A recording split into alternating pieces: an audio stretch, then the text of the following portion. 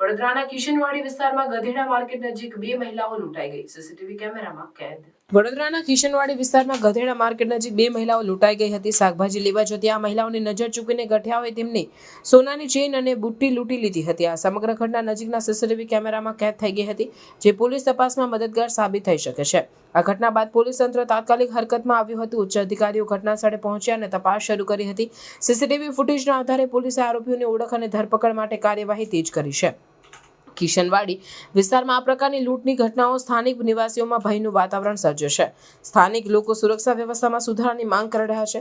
પોલીસે પણ સ્થાનિકોમાં વિશ્વાસ વધારવા માટે પેટ્રોલિંગ અને સુરક્ષા વ્યવસ્થામાં વધારો કર્યો છે. આ ઘટના શહેરમાં વધતી ગુનાખોરીની ઘટનાઓમાં એક વધુ ઉદાહરણ છે. સ્થાનિક પ્રશાસને સુરક્ષા વ્યવસ્થામાં સુધારો લાવવા અને આવા ગુનાઓને રોકવા માટે કડક પગલાં લેવા જરૂરી છે. નાગરિકોએ પણ સાવધાન રહેવું અને સુરક્ષા અંગે જાગૃત રહેવું જરૂરી છે.